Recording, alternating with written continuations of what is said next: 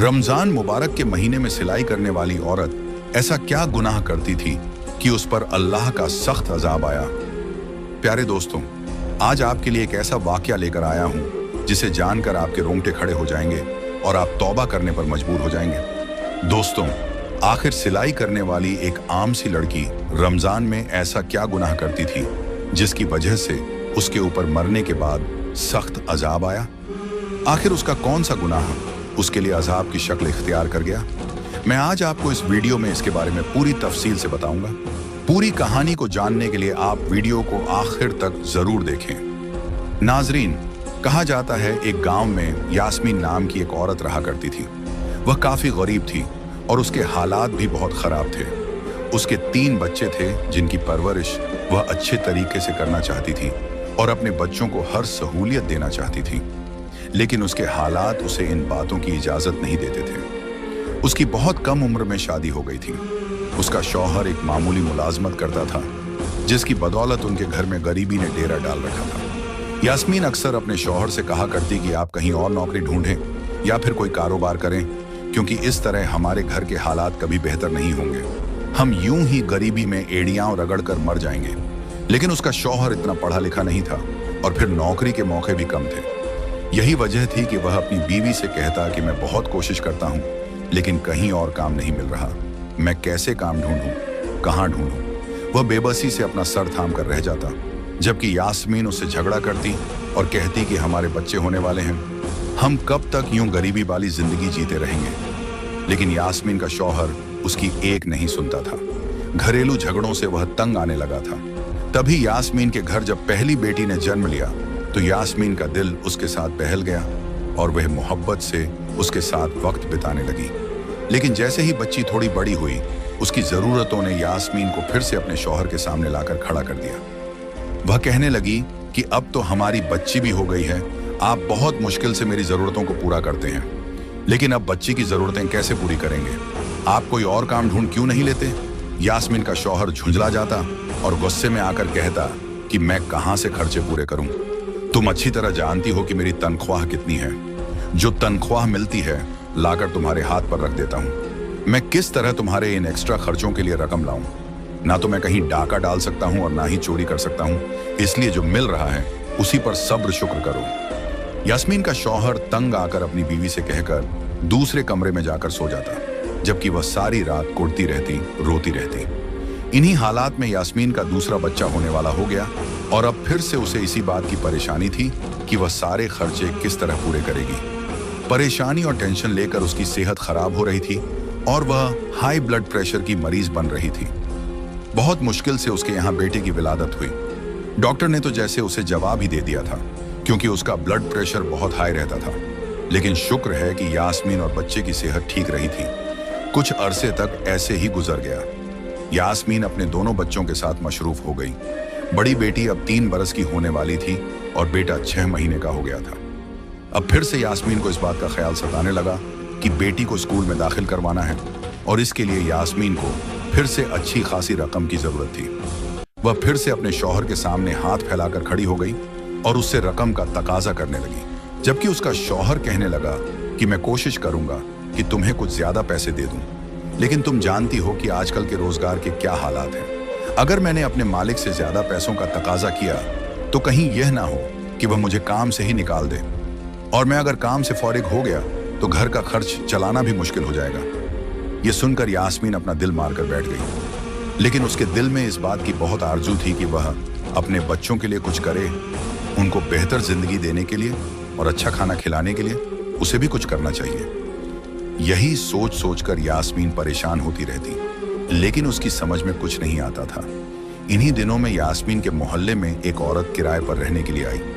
वह यास्मीन से 2 घर छोड़कर ही रहती थी। वह बेवा औरत थी। इस औरत के 2 बच्चे थे और शौहर के इंतकाल के बाद वह अकेले जिंदगी गुजार रही थी। यास्मीन की उससे आते जाते सलाम दुआ हो गई और तब उसे पता चला कि वह औरत घर पर कपड़े सिलाई करती है और इसी से अपनी गुजर बसर करती है। उस औरत का नाम सकीना था। यास्मीन को यह काम बड़ा आसान लगा और उसके दिल में भी ख्याल आया कि उसे भी अपने हालात बदलने के लिए लोगों के कपड़े सिलाई करने चाहिए। इस तरह शायद उसके बच्चे भी बेहतर जिंदगी गुजार सकें। यही सोचकर यास्मीन ने सकीना से बात की और कहा, मुझे भी सिलाई सिखा दें। मैं चाहती हूँ कि मेरे हालात भी बेहतर हो जाएं। मेरे शौहर की कमाई में मेरा गुजारा नहीं होता, जिसकी वजह से मैं बहुत सारी चीज़ों के ऊपर अपना दिल मारकर बैठ जाती हूँ। मेरे बच्चों को अच्छे कपड़े नहीं मिलते, उन्हें अच्छा खाने को नहीं मिलता। मैं बहुत परेशान होती हूँ। आप अगर मुझे भी सिलाई सिखा देंगी तो मेहरबानी होगी। शायद इस तरह मेरी भी मुश्किल आसान हो जाए। यास्मीन ने जब सकीना से दरख्वास्त की तो सकीना ने फौरन रजामंदी दे दी और कहने लगी, अरे ये तो कोई मुश्किल बात नहीं है, तुम रोज मेरे पास आया करो। मुझे पूरी उम्मीद है कि तुम जल्द ही यह काम सीख लोगी। और यूं यास्मीन ने सकीना के पास जाना शुरू कर दिया। वह रोजाना बच्चों को स्कूल भेजकर सकीना के पास आ जाती। सकीना के बच्चे भी स्कूल चले जाते थे और वे दोनों बैठकर कपड़े सिलाई करती।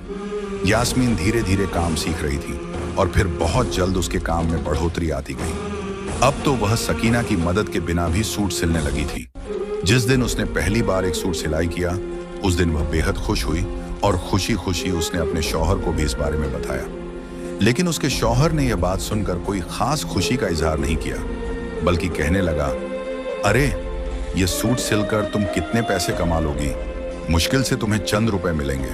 तुम जानती तो हो कि यहाँ के हालात कैसे हैं। हमारे जैसे ही लोग यहाँ पर रहते हैं जो सिलाई के नाम पर तुम्हें चंद रुपए ही देंगे। यास्मीन के शौहर ने उसका दिल तोड़ दिया, जिससे वह चुप की चुप रह गई। लेकिन उसने सोच लिया था कि एक बार हिम्मत करके अपने हालात को बदलने की कोशिश जरूर करेगी। यही सोचकर उसने अब घर में बाकायदा कपड़े सिलाई करने शुरू कर दिए। शुरुआत में उसे बहुत कम काम मिलता था, लेकिन फिर धीरे धीरे जैसे जैसे उसके काम में सफाई और नफासत आती गई, वैसे वैसे उसे ज्यादा काम मिलने लगा। अब तो यास्मीन बेहद मसरूफ रहने लगी थी। वह कपड़े सिलाई करती और अक्सर घर के कामों और बच्चों को नजरअंदाज करने लगी थी। इसी दौरान वह तीसरी बार हामिला हो गई और उसकी तबीयत काफी खराब सी रहने लगी। लेकिन इस दौरान भी यास्मीन ने सिलाई का काम नहीं छोड़ा, बल्कि वह लगातार कपड़े सिलती रहती और बच्चों को नजरअंदाज करके अपने काम में लगी रहती। तीसरी बार यास्मीन के यहाँ फिर से एक बेटी ने जन्म लिया और अब यास्मीन बहुत ज्यादा कमजोर हो चुकी थी, लेकिन इस दौरान भी उसने कपड़े सिलना नहीं छोड़ा। यास्मीन की बड़ी बेटी अब बड़ी हो रही थी। बड़े दोनों बच्चे तो स्कूल जाते थे और उनके सारे खर्च यास्मीन ही उठा रही थी, जबकि उसके शौहर की मामूली सी तनख्वाह में घर का 2 वक्त का खाना पूरा करना ही बहुत बड़ा काम था। सकीना अब यहाँ से जा चुकी थी, क्योंकि इस घर का किराया बढ़ चुका था और सकीना इतना किराया नहीं दे सकती थी। इसलिए उसने कहीं और एक सस्ता घर किराए पर ले लिया। यास्मीन ने दिन रात मेहनत मजदूरी करके, लोगों के कपड़े सिलाई करके और कस्तें डालकर एक छोटा सा प्लॉट खरीद लिया था। उसका इरादा था कि जल्द ही इस पर एक घर तामीर किया जाए, क्योंकि वह किराए के घर से तंग आ चुकी थी और अब इस झंझट से निजात पाना चाहती थी। चूंकि उसके बच्चे बड़े हो रहे थे, उनके खर्चे भी उसी हिसाब से बढ़ रहे थे। यास्मीन की आंखों पर अब चश्मा लग चुकी थी और वह पहले से कमजोर हो गई थी। उसे अपने शौहर से कोई लगाव नहीं रहा था। उसका शौहर भी मेहनत और मजदूरी करके रात को थका हुआ आता था और यास्मीन की थोड़ी सी तवज्जो के लिए तरसता था। इसी दौरान रमजान के रोजे शुरू हो चुके थे और तभी एक दिन न जाने क्या हुआ कि यास्मीन की हालत बिगड़ने लगी। उसका सांस उखड़ने लगा था और वह बेहद कमजोरी महसूस कर रही थी। यास्मीन ने अपनी तबीयत को नजरअंदाज किया और मशीन पर बैठकर कपड़े सिलती रही, लेकिन कुछ ही देर गुजरी थी कि वह बेचैनी से अपने सीने को मलने लगी। ऐसा लग रहा था जैसे कोई भारी बोझ उसके सीने पर रखा है। उसने अपने सीने पर दबाव महसूस किया तो एकदम घबरा कर उठी और पानी पीने के लिए किचन की तरफ गई। उसके तीनों बच्चे अंदर कमरे में सो रहे थे, क्योंकि उन्हें सुबह सहरी के लिए उठना था, जबकि यास्मीन सहरी तक जागती रहती थी और कपड़े सिलती रहती थी। उस वक्त जब वह किचन में आई तो पानी का गिलास हाथ में उठाया और जैसे ही होंठों से लगाया, अचानक उसके हाथों से जान निकल गई और वह जमीन पर गिर पड़ी। न जाने कितनी देर तक वह इसी हालत में पड़ी रही। जब उसके शौहर की आंख खुली तो वह पानी पीने के लिए किचन में आया और वहां यास्मीन को जमीन पर पड़ा देख घबरा गया। उसने यास्मीन को हिलाया डुलाया और आवाजें देने लगा, लेकिन यास्मीन की रूह पहले ही अपने आखिरी सफर पर रवाना हो चुकी थी। यास्मीन का शौहर बेहद परेशान हो गया। वह सोच भी नहीं सकता था कि यास्मीन अचानक उसे छोड़कर चली जाएगी। उसने दीवानों की तरह उसे आवाजें दी, लेकिन सब बेकार रहा। यास्मीन मर चुकी थी और इस वक्त मरी हुई हालत में किचन में गिरी हुई थी। उसके शौहर ने बहुत मुश्किल से उसे उठाकर चारपाई पर लिटाया। बाप की चीख पुकार सुनकर उसके तीनों बच्चे भी जाग गए थे। उन्हें तो इस बात की खबर ही नहीं थी कि उनका कितना बड़ा नुकसान हो गया है। उनकी माँ इस दुनिया से रुखसत हो चुकी थी, लेकिन वे इस सच्चाई से अनजान थे। जब उन्होंने अपनी माँ को मरा हुआ देखा तो तीनों रोने लगे, तड़पने लगे। माँ को याद करके उनके आंसू बहने लगे। चीख पुकार की आवाज सुनकर मोहल्ले वाले भी जाग चुके थे और यास्मीन के घर आकर मामले की जानकारी लेने लगे। जब उन्हें पता चला कि यास्मीन मर चुकी है तो हर कोई हैरानी और सदमे में था। यास्मीन का यूं अचानक चले जाना किसी के लिए भी यकीन के काबिल नहीं था। हैरानी हद से ज्यादा थी। यास्मीन के अजीज रिश्तेदारों को खबर दी जा चुकी थी। कुछ ही घंटों में सब लोग जमा हो गए थे। यास्मीन के जनाजे का ऐलान जोहर की नमाज के साथ किया गया था। घर मेहमानों से भर चुका था। मोहल्ले वाले भी यहीं मौजूद थे और यास्मीन की तारीफों में मशगूल थे। हर कोई उसकी अच्छाइयों को याद कर रहा था। अरे, यास्मीन तो इतनी अच्छी थी कि उसने कभी अपने हालात की तंगी का रोना नहीं रोया। वह मेहनत मजदूरी करके अपने शौहर का बराबर साथ दे रही थी। दिन रात सिलाई करती और पैसा पैसा जोड़ती थी। वहां मौजूद हर औरत की जुबान पर इसी तरह के अल्फाज थे। हर कोई यास्मीन को अपने अपने लफ्जों में याद कर रहा था। उसके तीनों बच्चे इस वक्त सहमे हुए थे और जैसे उन्हें अपनी माँ की मौत का यकीन ही नहीं हो रहा था। यास्मीन का शौहर भी गहरे सदमे में था। मोहल्ले के कुछ लोग उसके साथ हमदर्दी जता रहे थे। वह सिर झुकाए बैठा था और अपनी गुजरी हुई जिंदगी के बारे में सोच रहा था। तभी यास्मीन को गस्ल देने के लिए एक औरत आ चुकी थी और उसे गस्ल दिया जा रहा था। गस्ल देने के कुछ देर बाद सबको यास्मीन का आखिरी दीदार करवाया गया। उस वक्त यास्मीन के चेहरे पर बड़ी मासूमियत थी। ऐसा लग रहा था जैसे वह सो रही हो। कहीं से भी ऐसा नहीं लग रहा था कि उसकी रूह उसके जिस्म से जुदा हो चुकी है। तभी जनाजे को उठाने का वक्त हो गया। 4 लोग उसे उठाने के लिए आगे बढ़े, जिनमें यास्मीन का शौहर भी शामिल था। लेकिन जैसे ही उन्होंने जनाजा उठाने की कोशिश की, वे हैरान रह गए। जनाजा बहुत भारी हो चुका था। ऐसा लग रहा था जैसे हजारों मन वजन इस चारपाई पर रखा हो। चारों लोगों ने एक दूसरे की तरफ हैरत से देखा, क्योंकि जनाजा अपनी जगह से हिला तक नहीं था। उन्होंने दोबारा एक दूसरे को इशारा किया और फिर से कलमा-ए शहादत पढ़ते हुए चारपाई उठाने की कोशिश की, लेकिन फिर वही हुआ। चारपाई अपनी जगह से हिली तक नहीं, बल्कि ऐसा लग रहा था जैसे बहुत से लोग मिलकर भी इसे नहीं उठा पाएंगे। यास्मीन के शौहर ने बाहर से 2-3 और लड़कों को बुलाया और उनसे मदद करने को कहा। वे लड़के भी आकर जनाजा उठाने लगे, लेकिन अब की बार फिर से वही मामला सामने आया। यास्मीन की मैयत हिल भी नहीं रही थी, बल्कि अब तो ऐसा महसूस हो रहा था जैसे यह मनोवजन की हो गई हो। अब मामला संगीन हो चुका था। वहां मौजूद औरतें आपस में बातें करने लगी। अरे, मैयत इतनी भारी क्यों हो गई? क्या यास्मीन इतनी गुनहगार थी कि उसके गुनाहों का बोझ उसकी मैयत में शामिल हो गया? अब मैयत कैसे उठेगी? हर कोई अपने अपने अंदाज में तजुर्बा कर रहा था। यास्मीन का शौहर भी बेहद परेशान था। वह चाहता था कि लोग इस तरह की बातें न करें। उसने सबको चुप कराने की कोशिश की, लेकिन वहां मौजूद औरतों की जुबान रुक नहीं रही थी। सबके चेहरों पर परेशानी थी, क्योंकि किसी को समझ नहीं आ रहा था कि अब मैयत को दफनाने के लिए कैसे ले जाया जाए। तभी मजमे में से एक बुजुर्ग अल्लाह वाला शख्स आगे आया। उसने हालात के बारे में पूछा तो यास्मीन के शौहर ने उसे सारी कहानी बताई। ये सुनकर बुजुर्ग कहने लगे, यकीनन यास्मीन ने अपनी जिंदगी में कोई ऐसा गुनाह किया है जिसकी वजह से आज यह मामला पेश आ रहा है। जब तक इस मसले को हल नहीं किया जाएगा, तब तक इसकी मैयत नहीं उठेगी। याद करने की कोशिश करो कि यास्मीन अपनी जिंदगी में कौन सा ऐसा काम करती थी जिसकी वजह से यह सब हो रहा है। बुजुर्ग की यह बात सुनकर यास्मीन का शौहर सोच में पड़ गया, लेकिन उसे कुछ समझ नहीं आ रहा था कि आखिर ऐसा कौन सा गुनाह हो सकता है जिस पर यास्मीन की पकड़ हो गई थी। यास्मीन के बच्चे भी एक कोने में सहमे हुए खड़े थे। वे हैरानी से कभी अपने पिता की तरफ देखते और कभी सदमे में मां की मैयत की तरफ। उन्हें भी इस हालात की कोई समझ नहीं आ रही थी। तभी कुछ देर सोचने के बाद यास्मीन का शौहर कहने लगा, ऐ अल्लाह वाले नेक बुजुर्ग, यास्मीन तो बहुत अच्छी थी, घरेलू मामलों में भी ठीक थी और आजकल वह कपड़े सिलाई करके घर का खर्चा पूरा कर रही थी।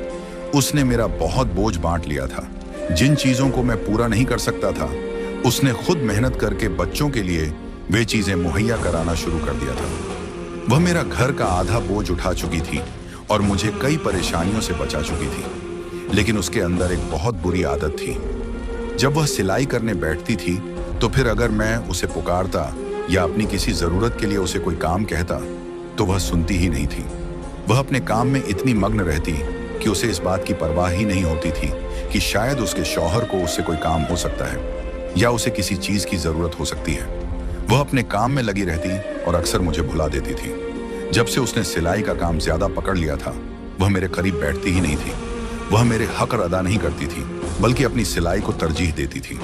हमें न जाने कितना अरसा हो गया है कि हमने एक दूसरे से हंसकर बात भी नहीं की। जब मैं घर आता था तो खुद ही अपने लिए खाना निकाल कर खा लेता था और सो जाता था। मैं उसका इंतजार करता रहता, लेकिन वह मेरे पास आती ही नहीं थी। वह अपने काम में इतनी डूबी थी कि उसे यह तक याद नहीं रहता था कि उसका एक शौहर भी है।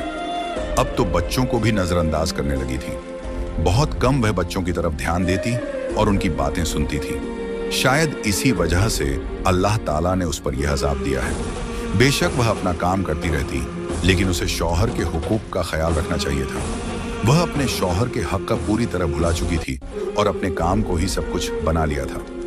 यास्मीन के शौहर की ये बातें सुनकर वहां मौजूद कई औरतें आपस में एक दूसरे से नजरें चुराने लगीं। उन्हें इस बात पर यकीन ही नहीं आ रहा था कि यह छोटी सी गलती इतने बड़े अजाब का सबब बन सकती है और फिर अल्लाह इस पर इतना बड़ा अजाब दे सकता है। वे औरतें इस हालात पर दंग रह गईं, जबकि यास्मीन का शौहर यह सब कुछ बताकर जैसे शर्मिंदा सा महसूस कर रहा था। तभी अल्लाह वाले बुजुर्ग आगे बढ़े और यास्मीन के शौहर के कंधे पर हाथ रखकर कहने लगे, बेटा, अब वह इस दुनिया से गुजर चुकी है। उसने जो कुछ भी किया उसे उसकी सजा मिलेगी। लेकिन इस वक्त मामला यह है कि उसकी तदफीन, दफनाने का इंतजाम किया जाए और उसे यहाँ से कब्रिस्तान ले जाया जाए।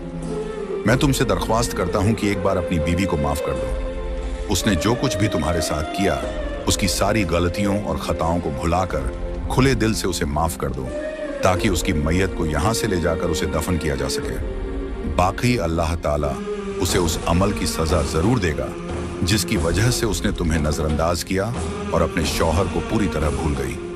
अल्लाह वाले बुजुर्ग की यह बात सुनकर यास्मीन के शौहर ने कहा, ए मेरे बुजुर्ग, मैं अपनी बीवी को अल्लाह की रजा के लिए माफ करता हूँ। उसने जो कुछ भी मेरे साथ किया, मैंने वह सब भुला दिया। अल्लाह उसे माफ करे और उसकी अगली मंजिलें आसान करे। यह कहकर अल्लाह वाले बुजुर्ग ने मुस्कुराते हुए वहां मौजूद सब मर्दों से कहा, ठीक है, अब आप लोग मैयत को उठाए और कब्रिस्तान की तरफ रवाना हों। पहले तो सब झिझक रहे थे कि न जाने अब भी मैयत उठेगी या नहीं, लेकिन फिर सब ने आगे बढ़कर चारपाई को हाथ लगाया तो वह ऐसे उठ गई जैसे फूलों जितनी नाजुक हो। सबने कलमा ए शहादत पढ़ते हुए कब्रिस्तान की तरफ कूच किया, जबकि पीछे औरतें आपस में शर्मिंदा सी एक दूसरे से नजरें चुराती हुई अपने अपने घरों को लौट गईं। प्यारे दोस्तों, ये आज का वाकया आपके सामने वीडियो की शक्ल में पेश किया गया है। यकीनन यह सब कामोज वाकया सुनकर आपके भी रोंगटे खड़े हो गए होंगे और आपने भी बेइख्तियार अल्लाह से अपने गुनाहों की माफी मांगी होगी। इस वाकये से आपने जरूर कोई ना कोई सबक सीखा होगा। मजीद ऐसे ही सबक आमोज वाकयात के लिए हम फिर हाजिर होंगे। तब तक के लिए अपना ख्याल रखें। अल्लाह हाफिज।